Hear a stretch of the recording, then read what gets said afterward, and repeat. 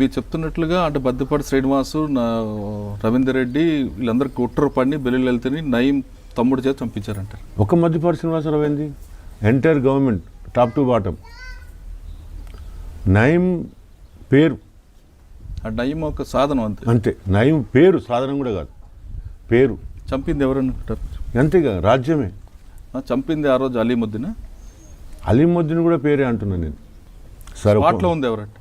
స్పాట్లో నేను చూసినా సార్, ఇప్పుడు మన స్పాట్లో ఉంది అలీముద్దీన్ అని చెప్పి అలీముద్దీన్ అప్పుడు పేపర్లో అలీముద్దీన్ వాళ్ళే చెప్పారు, నేను చెప్పలే ఆ మాట, గవర్నమెంటే ప్రకటించింది అలీముద్దీన్. అది కొట్లాడంగా తీయంగా తలకాయ తీసుకురావాలని మానవ హక్కుల దాంట్లో వేసినాక హైకోర్టు నుంచి ఆర్డర్ తెచ్చిన తర్వాత అప్పుడు వాళ్ళు తప్పని పరిస్థితిలో ఆ ముగ్గురిని తీసుకొచ్చారు. అప్పటిదాకా వాళ్ళు రాజులు లెక్క తిరుగుతున్నారు. పోలీస్ డిపార్ట్మెంట్ తెలియదా? నేను 6 తారీఖు నాడు, అంటే జూన్ 6 తారీఖు నాడు, 6 తారీఖు దాకా నేను మొత్తం ఎంక్వైరీ చేసిన తర్వాత మొత్తం రిపోర్ట్ అంతా పేపర్లకు ఇచ్చిన తర్వాత అప్పుడు కూడా కాదన్నారు పోలీసులు.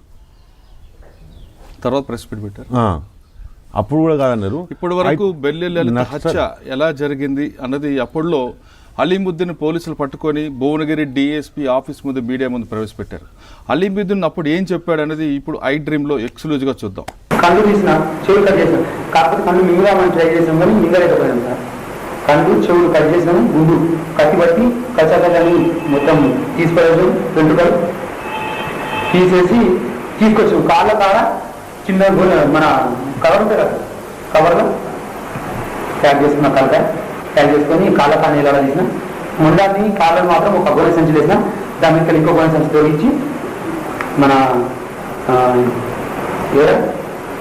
ఇంకా నేర్పించి ఇస్తే సెంటర్ పట్టుకుంటా బండి ఇట్లా లేచిపోతుంది ఆ బరువు. అంటే బతుకున్నప్పుడు అంతా కూడా కానీ ఖచ్చితంగా చాలా వెయిట్ అయితే బండి ముంగట లేచుడు, అట్లా కూడా అడ్జస్ట్మెంట్ చేసి తీసుకొచ్చి దాదాపు 9 గంటలకు మేము శవాన్ని ముషిరాబాద్ జిల్లా పడేసాము.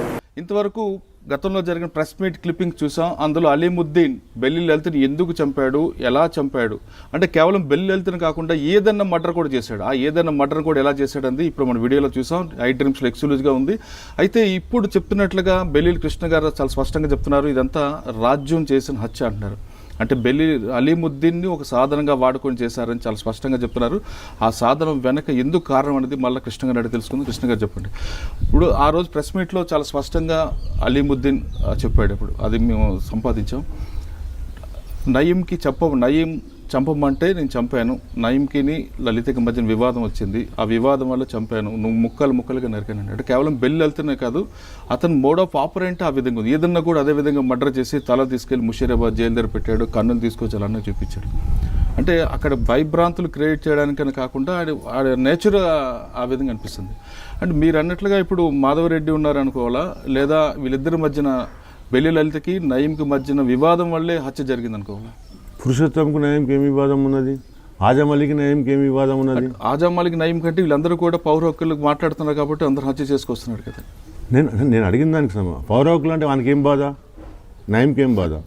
అంటే అది బెల్లి లలిత హత్య తర్వాత కదా జరిగింది ఇది. నేను అవన్నీ అంటలేను సార్, నేను కారణాలు అంటే బెల్లి లలితకు మధ్యన మనం సీక్వెన్స్కి వద్దాం. ఫస్ట్ బెల్లి లలిత అయిన తర్వాత అతను జైలు నుంచి బయటకు వస్తాడు.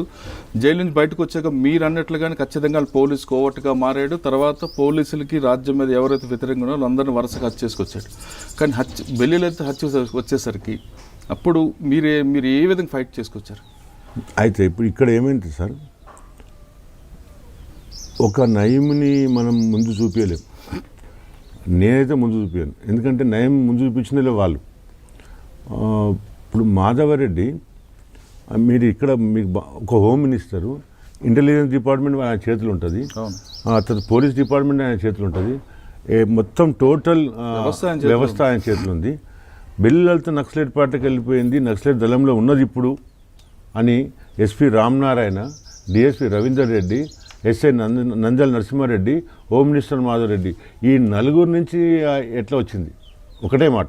అక్కడ మీరు చెప్పిన దాంట్లో ఒక వాస్తవం ఉంది. నేను అప్పుడు మీడియాలో చూసా కూడా, సార్ హత్య జరగకముందు బెల్లి లలిత ఎక్కడున్నారు అంటే ఆమె స్వయంగా ఫారెస్ట్లోకి వెళ్ళిపోయిందని ఆమె చేతిరాతను కాపీ కొట్టి ఒక లెటర్ కూడా రిలీజ్ చేశారు. అంటే అది తప్పించుకోవడానికి అనేది చాలా స్పష్టంగా తెలుస్తుంది. అంటే ఇది గవర్నమెంట్కి ఆ సిచ్యువేషన్ ఎందుకు వచ్చింది? అంటే అక్కడ మహిళా సంఘాల నుంచి ప్రజా సంఘ ఉద్యమం ఎక్కువ అవడంతో అందులో ఎస్కేప్ అవడానికి చేసి ఉండొచ్చు. అంతే కదా.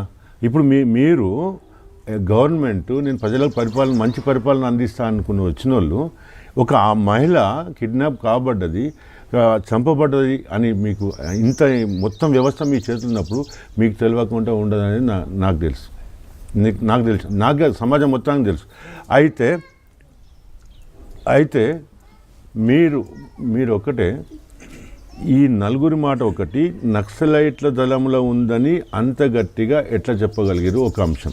పత్తి కంపెనీ నుంచి పోలీసులు వచ్చి ఆమె లీవ్ లెటర్ని తీసుకొని పోయి మొత్తం చేతిరాతని మార్చేస్తే ఫోరెన్సిక్ విభాగం వాళ్ళు ఇది బిల్లులతో రాత కాదని చెప్పేదాకా మీకు సిగ్గులేదా నేను అనేది. అయితే మీరు ఇంత దొంగ నాటకం ఆడాల్సిన పరిస్థితి ఏంటంటే పక్క నేరస్తులు అయితే ఉన్నారో ఆ రాజ్యంలో పనిచేసే నేను చెప్పే ఈ నలుగురు అంటే చీఫ్ మినిస్టర్ నుంచి ఎస్సీ జొరా ఉండే ఆయన కాడ నుంచి డీజీపీ కాడ నుంచి లాస్ట్కు ఎస్ఐ నంద్యాల నరసింహారెడ్డి దాకా దొంగలే.